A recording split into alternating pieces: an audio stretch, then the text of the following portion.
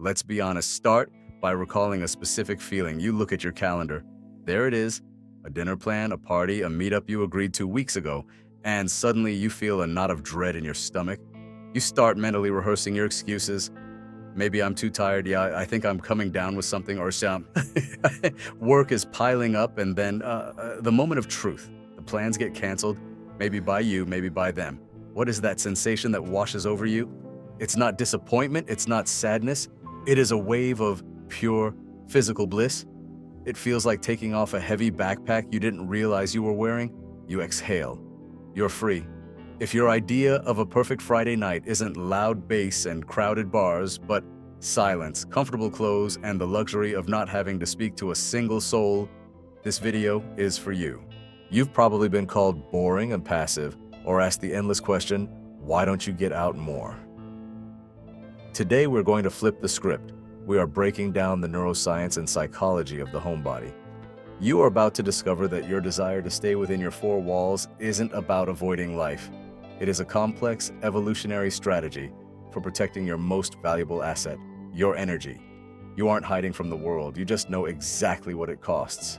To understand why some people bloom in crowds while others wither, we need to look under the hood. Society loves the binary labels of extrovert and introvert, but science uses a more precise metric, the stimulation threshold. Imagine your brain is a radio receiver.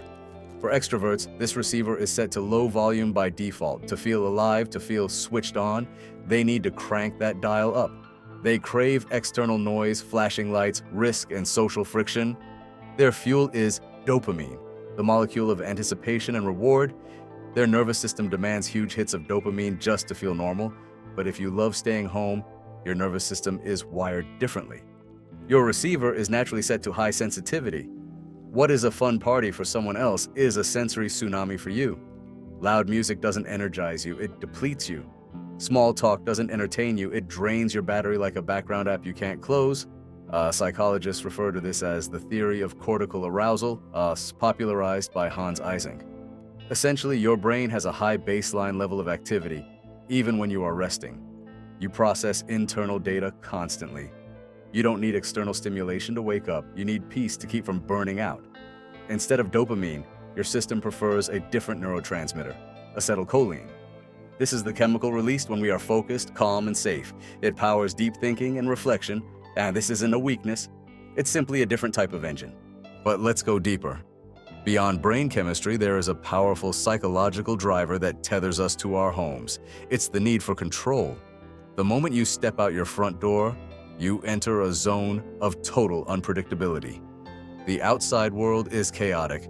You cannot control the temperature in the office, the aggressive music in the store, the mood of your boss, or the intrusive smells on the subway.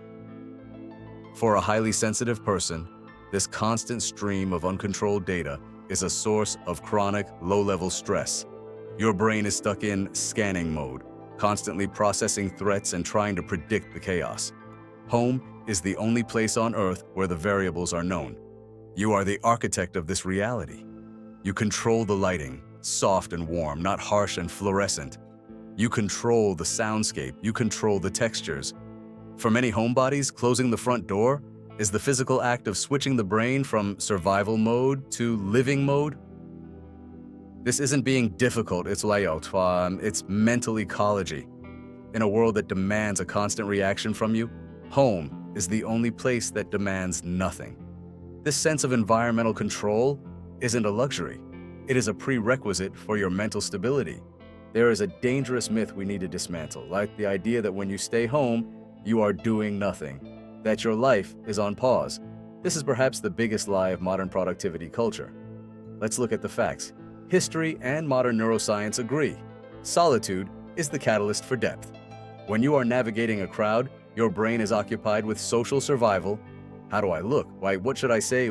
Did I laugh at the right time? Your processing power is focused outward. But when you're alone, a specific neural network activates, the default mode network, DMN. This is the state where your brain begins to connect unrelated dots, process complex emotions, and generate insights. Think of the great writers, philosophers, and inventors. Their breakthroughs didn't happen during brainstorming sessions or at networking mixers. They happened in the silence of private studies, during long, solitary walks, or in the quiet hours of the night. Staying home doesn't mean turning your brain off. It means switching it from processing noise to generating ideas. This is the space where creativity, self-reflection, and complex problem-solving are born. While the world outside is running, you are inside, building. We live in the era of the extrovert ideal. Social media broadcasts a singular model of success. You must be everywhere: travel, events, endless stories with friends. The culture of FOMO, fear of missing out, dictates that if you are spending Friday night with a book or a documentary, you are failing, you are missing out on life. But we have to ask, whose life are you missing? A curated image on a screen?